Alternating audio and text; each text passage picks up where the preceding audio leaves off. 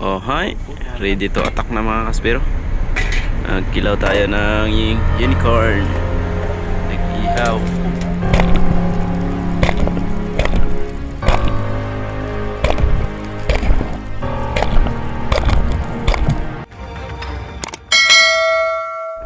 Good morning mga kaspero. Time check natin ngayon is 4:16 ng umaga. At dadayo kami ngayon mga kaspero. So, pupunta namin yung spot na napakaraming unicorn. So, babiyahe tayo ng around 1.5 hour. So, kasama natin sila Master Danny, si Kuya Dudes, Subura Kaispero, Master Rex, at si Master Kyle, at syempre, si Master Danny at saka si Bro Hector. Ayan. So, nag-gear up na kami, maaga pa. Kahapon pa lang, bumili na kami ng gasolina para hindi na kami magbili pa ngayong umaga. So, let's go mga kaspero. Ito nga pala yung mga gamit ko. Yan, yung fins natin, pana. Ayan, yung gamit nating pana. Yung patos na invert. So, shout out sa ating magiting na sealer, Sir Abraham. Gamit natin yung Mako rubber, 14mm. So, bali 3 seats lang yan mga kaspero. Ayan. So, yung pulley natin, by Orosab. Ayan. So, yung line natin, ayan. From Corsi Spearmaster din yan mga kaspero, kay Sir Abraham. At syempre, yung pangmalakasan nating shaft na 7mm, kay Sir Abraham din ang galing to. Ayan. So, bali 120 cm yung spare gun natin. At tingnan nyo naman yung mga idol natin mga spero.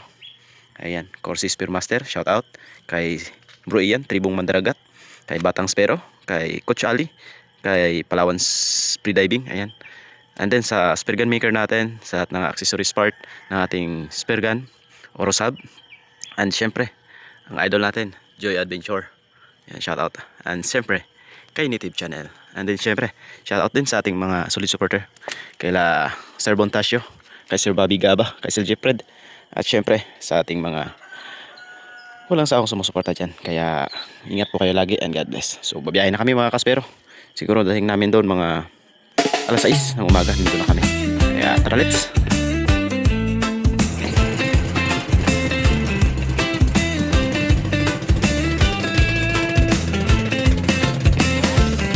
Lumulubog na ang araw, bitbit ang pana, handa na. Tahimik lang ang paligid, sa ilalim buhay ang galaw. Ito na tayo sa spot mga kaspero. Sana makarami tayo ngayong araw. Ayan. So medyo maalon pero kalmang-kalma naman mamaya. Ito lang to. So time check natin, alas 8 ng umaga. At medyo nasa 80 to 70% yung visibility ng tubig. Kaya tingnan natin kung ano yung magpapakita sa atin ngayong araw. At habang nagpapahinga ako sa taas, meron akong napansin na grupo ng trevally. Good size trevally na ito, kaya pwede na. So ito yung magiging warm up dive natin. Medyo may kalaliman itong spot dahil sa warm up pa lang 17 meters na agad. Kaya kung napapansin nyo, yung bato na yan, nandyan nakatago yung spotted na trevally. Mga 1 kilo na rin sana yun, kaso lang hindi lumabas. Ginawa natin ng fish call, ngunit wala, matigas ang ulo ng isdang ito. Kaya hinayaan ko na. Bumalik na lang ako sa taas at lumipat sa unahan na spot para maka-benamano na tayo. Tamang tama dahil habang hihintay ako dito sa 22 meters, ayan, palingon tayo sa gilid at nandun pala sa likuran ko yung isang napakalaking dugtog. Dahil sa maganda yung visibility ng tubig, medyo may distansya sa atin itong dugtutuna. Kaya napababa yung aiming natin. At kung tinamaan, nasa tiyan banda. Kaya big chance na makakawala itong mga kaspero. Medyo pinigilan ko pa dahil sa medyo malalim itong spot. Baka maubos agad yung tali natin. Pero eto yung nangyari habang surface ako, lakas talaga kumila at yun nga, hindi naman naubos yung tali natin sa reel. Problema lang, habang pinipigilan ko ng paunti-unti, natanggal ito at nakawala. Sayang. Eto na sana yung buhay na mano natin. Pero pag hindi talaga para sa atin, huwag na nating pilitin. Mahirap na mga kaspero. Kaya paubaya na natin yun para sa iba.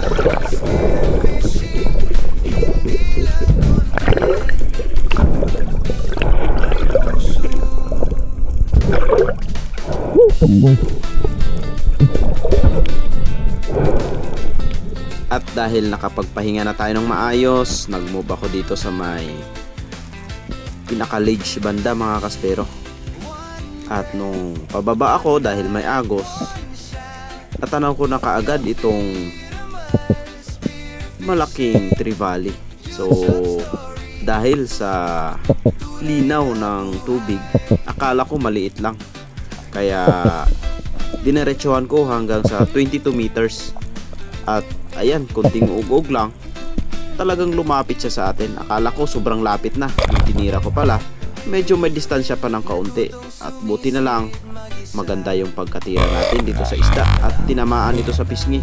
Dahil ang plano ko, tamaan sa mata papunta sa utak para ma-stone natin para hindi na makagalaw. Pero yun, medyo napababa nga ng konti dahil na-excite tayo sa pagtira. At tinamaan sa pisngi, hindi nga nakatagos pero good holding shot dahil yung dalawang flapper natin pasok doon sa hasang at doon nakabuka yung dalawang flapper, kaya walang kawala itong giant trevally mga kaspero. Yung tipong akala mo maliit lang pero umabot ng 20 kilos. Paldo. Ito yung binamano natin. Ginawa ko dito, kinuha ko yung pana ni Master Danny at binahandahan kong hinila para ma-secured ko na mahuli talaga itong isda na ito. Kaya pinana ko ulit sa pisngi para easy to hila na sa taas dahil medyo may laban pa itong trevally na ito. Kahit nasa hasang na tinamaan, talagang malakas pa rin. Kaya the best solution is hilahin natin ulit para mahila na natin sa baba. Ayun, sa pool naman yung second shot natin. Secured na ang ating unang isda sa araw na ito. Isang malaking trevally na umabot ng 20 kilos.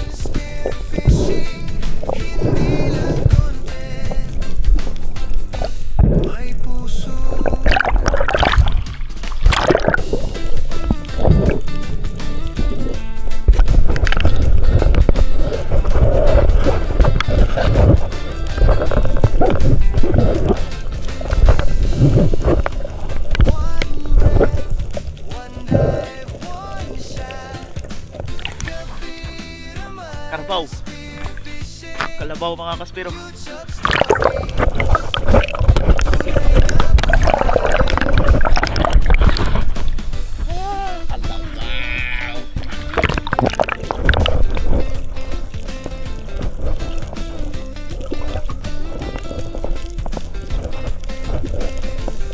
Natutong sumisid mag-isa.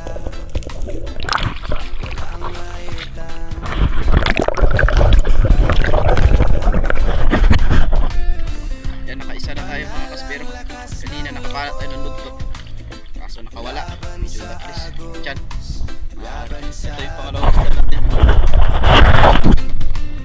Malaking giant trevally. Malaki to. Dito yung tama. Hindi nga tumagos masyado, pero good shot naman. Huling-huli. Tingnan natin. Ayan. Kawawang shot mga kaspero.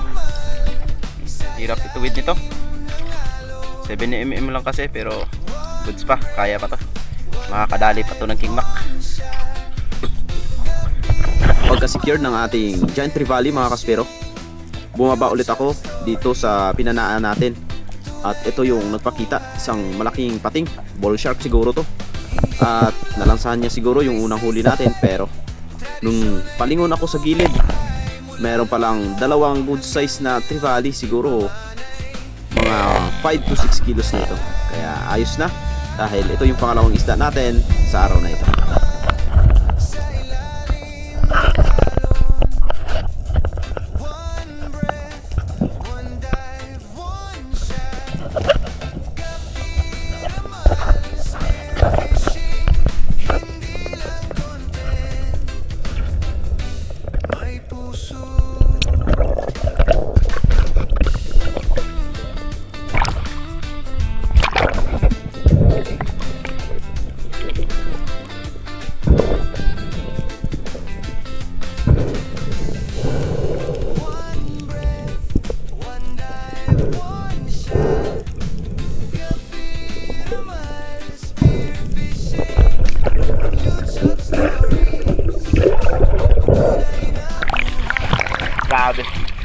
laking pating. Bull shark yata yan mga kaspero. Doon ako nakapokus pero may dalawang GT pala na lumapit sa atin. Good size. Itong pangalawang isda natin. Ayun. Nag-drop ulit ako pagka-secured ng ating pangalawang huli na trevally.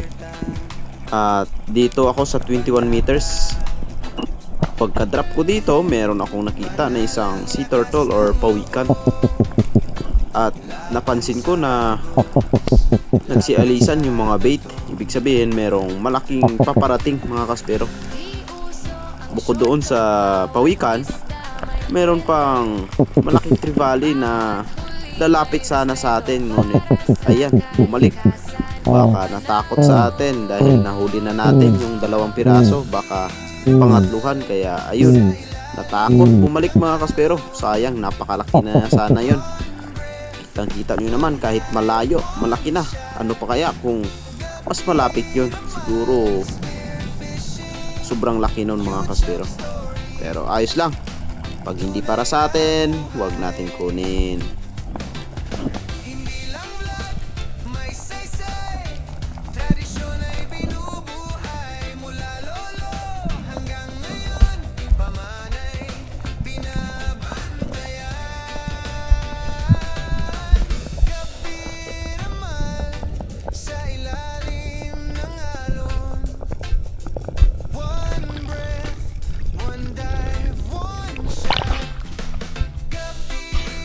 Ito yung hinahanap ko pa kanina mga kaspero, yung tangigi. Nagpakita rin. At nagpahabol pa sa atin. Kaya yung ginawa ko, hinabol ko ng konti. Pero nakasan natin yung pakiramdam natin dahil minsan nawiwili na tayo sa pagkahabol.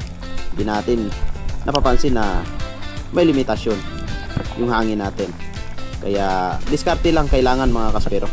Angat ka na mga 2 to 3 meters at babalik yan. Tsaka mo tirahin. Ang problema lang, nung pagkatira ko, medyo distance ng konti at hindi tumagos yung flapper natin. Kaya yun, nakawala. Sayang.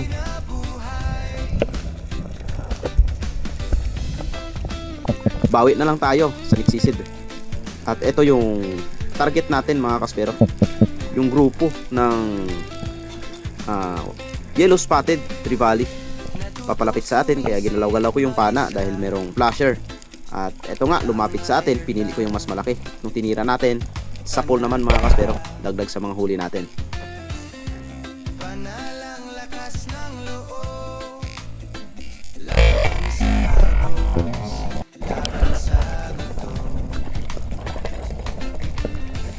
Di uso ang shortcut, bawat isda may kwento.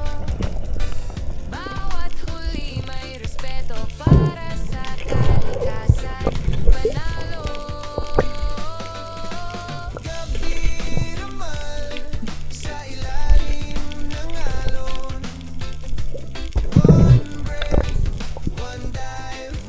Natangay ako ng agos mga kaspero at napunta ako dito sa medyo malalim na part, pero kayang-kaya naman.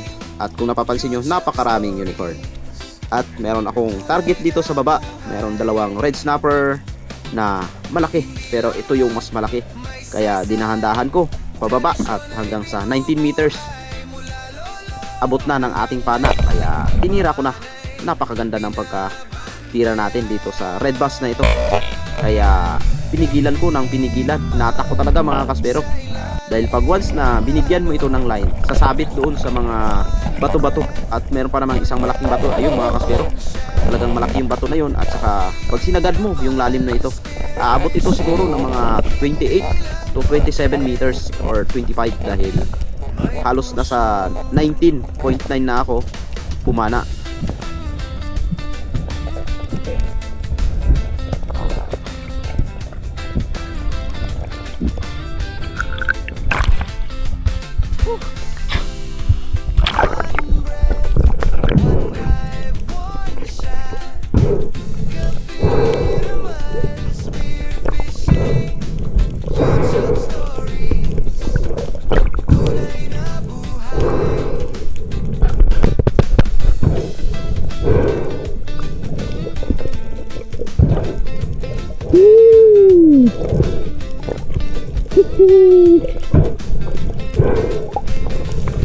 Natutong sumisip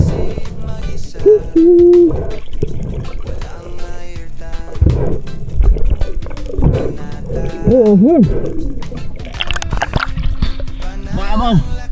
Monster na rin snapper mga kaspero. Right. Grabing hilahan. Woo! Di uso ang shortcut, bawat isda may kwento. Bawat huli may respeto para sa kalikasan. Panalo.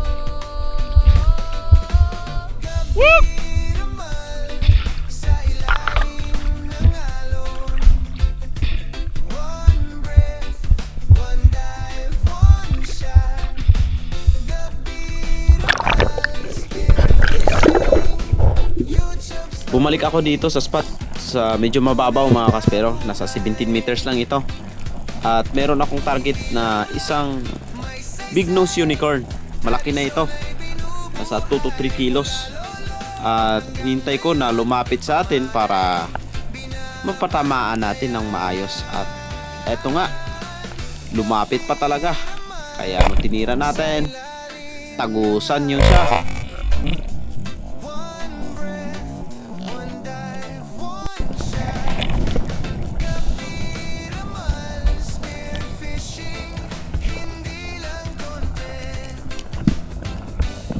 may puso.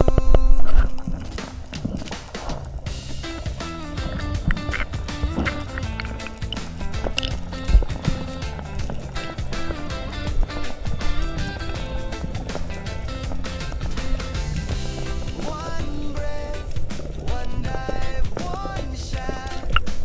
Gabi naman, spearfishing. YouTube stories. Tunay na buhay.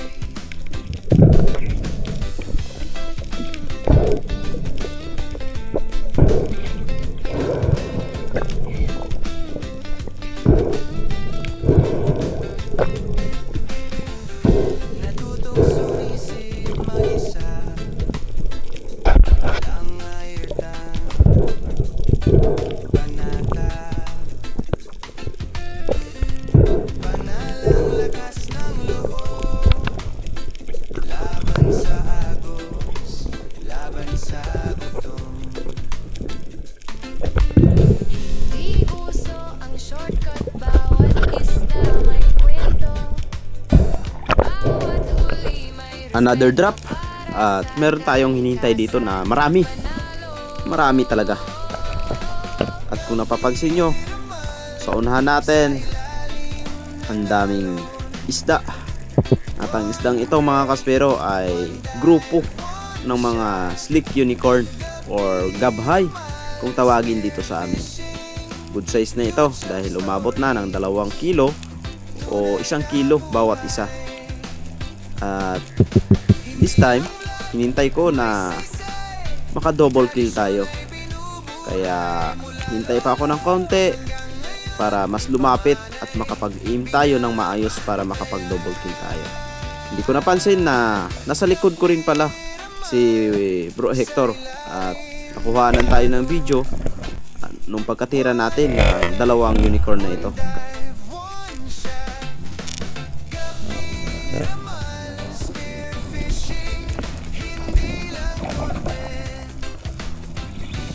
May puso.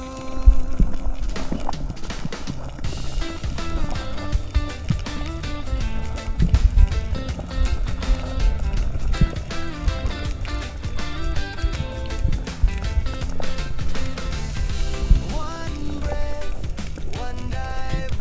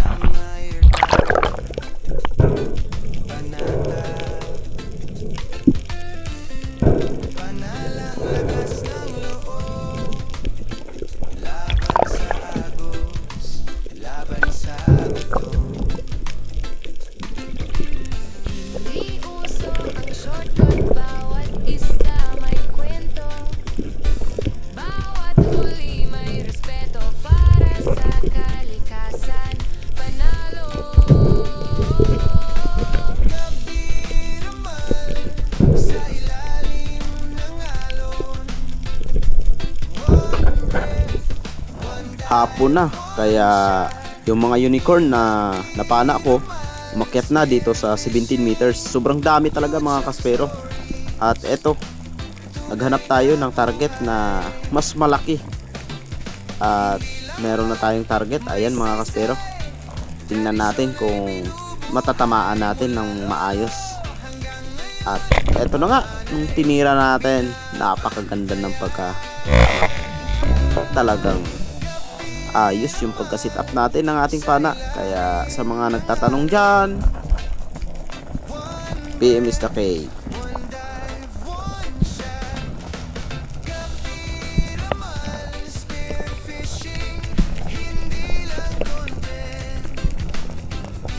May puso.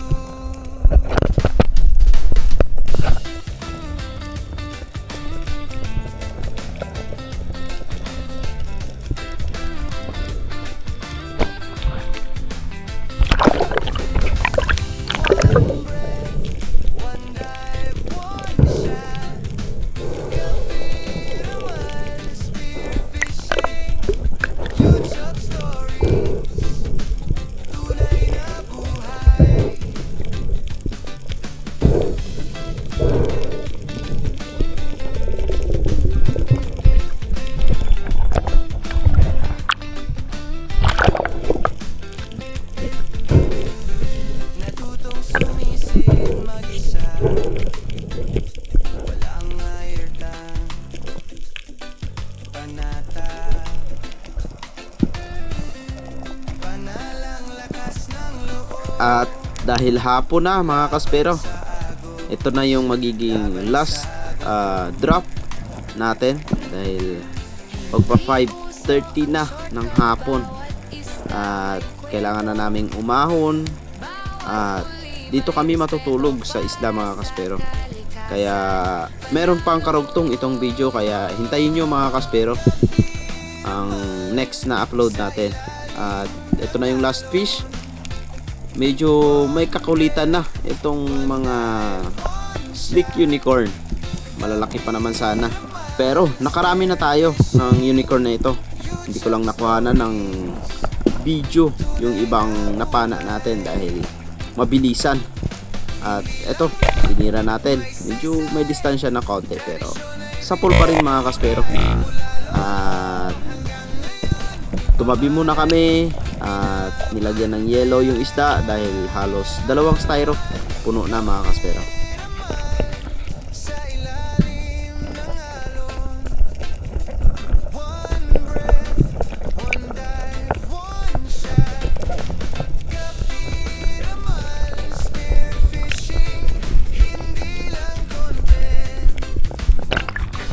May puso.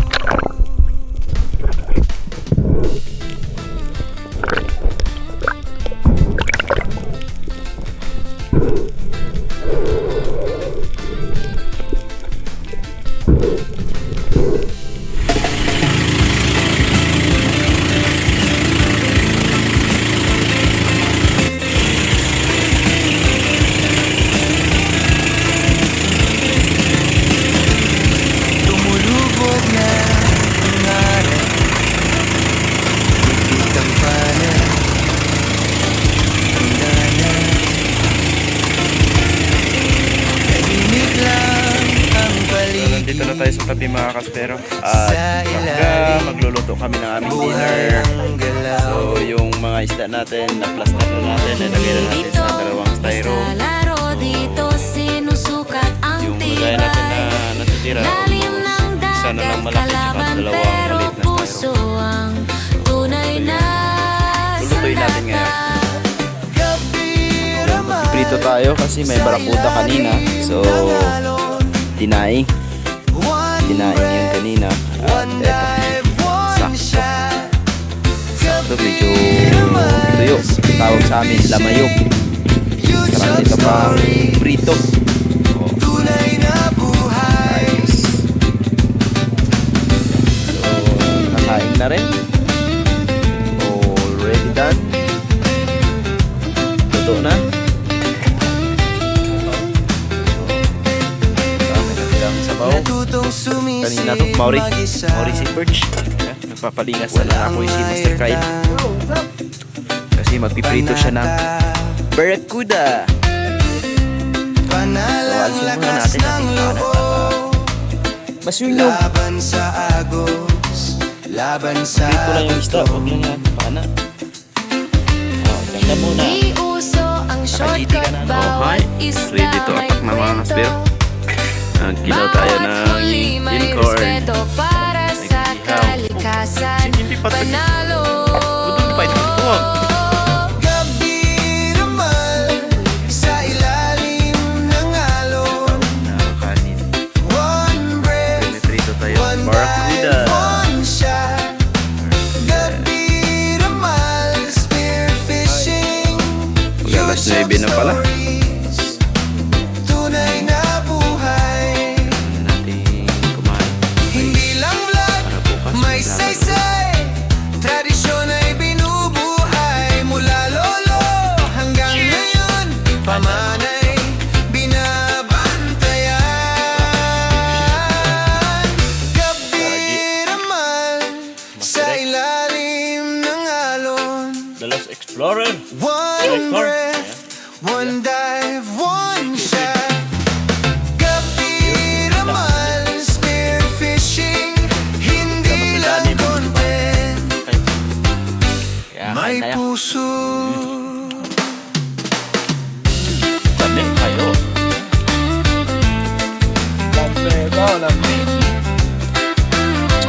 Walahan. Kasan, panalo. Gabi naman sa ilalim ng alon. One breath, one dive, one shot. Gabi naman, spear fishing. YouTube story, Ceviche. tunay na buhay. Yeah. Cook in vinegar. Hindi lang vlog, may saysay. Tradisyon ay binubuhay mula lolo hanggang ngayon. Unicorn. Pamanay, binabantayan. Gabi naman May sa prito pa tayong barracuda. ilalim ng alon. One breath, one dive, one shot. Gabi Amoy pa lang. naman, spear Anong amoy nito? fishing. Hindi lang content, may puso.